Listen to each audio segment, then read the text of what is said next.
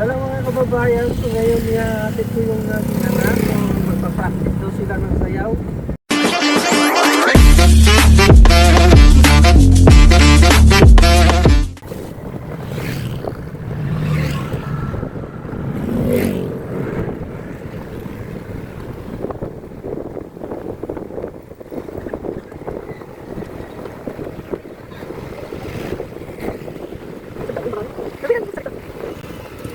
Ayan guys,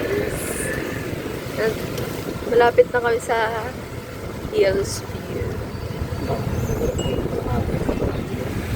And yeah, daw siya mag-drive.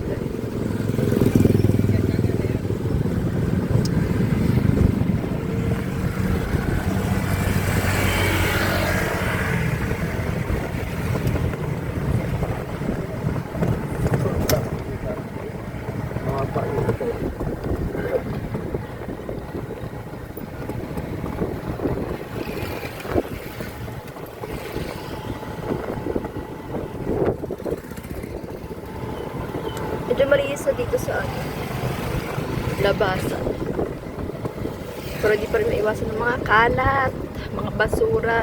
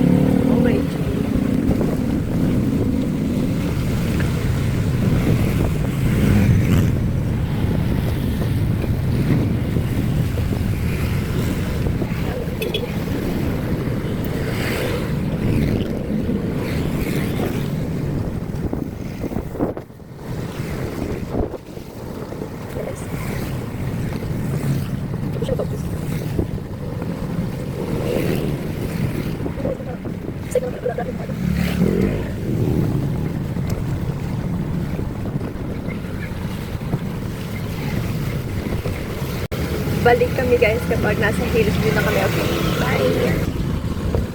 Ayan guys. We're here at malapit na kami sa labasan. Super labasan talaga na Hills.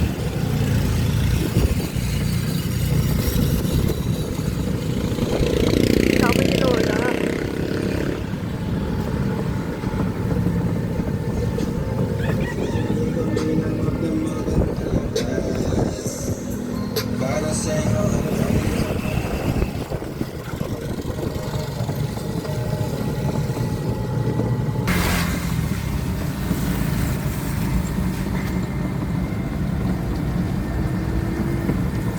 Ayun mga kababayan, so malapit na tayo sa lugar kung saan na ihatid si ate. So kawawa si Gosi. By the way mga kababayan, si Gosi na tinatawag ko, yun po yung pangalan ng e-bike namin.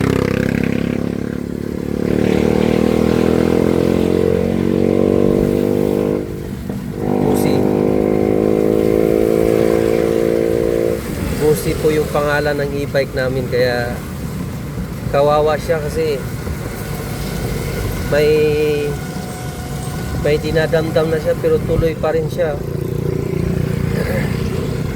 Tuloy pa rin yung serbisyo niya sa akin para lang yung dapat ihatid at saka sunduin, masundo. So hintay-hintay lang tayo na ng panahon na maubos yung utang, matapos yung utang bago siya ka-recover.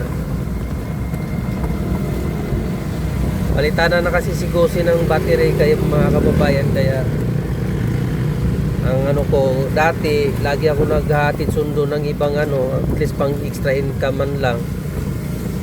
Pero ayun, hindi naman masama ang palad. Talagang pagka may gamit ka talaga, ay ano ba yun? Ayan. Pagka may gamit ka, siyempre asahan mo yan mangangailangan din ng ano yan, pag-aaruga o kaya maintenance. Yan. Ibig sabihin, ang mga gamit natin, parang tao lang din yan. Bawa, pag mahal mo yung isang tao, papahalagahan mo. Simpleng paglinis-linis lang at pagbibigay ng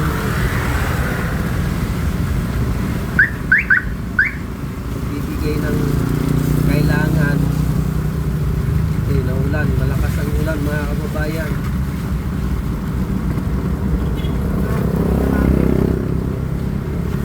Sinasabi ko Huwag sa'yo, na ako ibaba pa sa may bus ha. Inayon din sila at ba?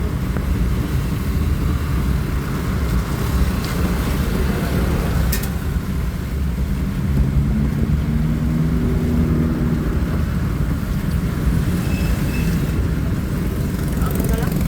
malakas ang ulan. Araw-araw na lang na ulan.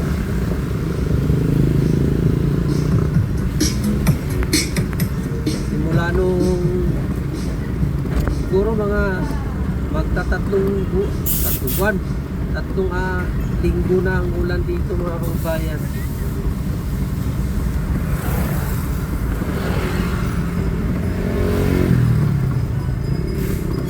Titila siya ng 2 oras.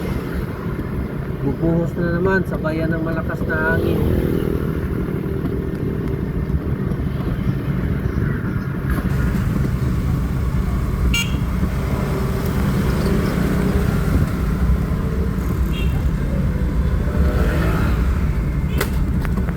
Ayan si ate.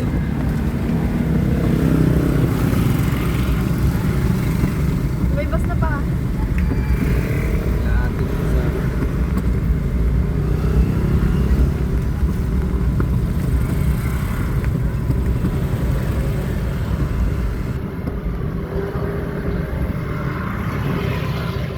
hanggang dito lang po mga kababayan. Nakatingin. Thank you for watching.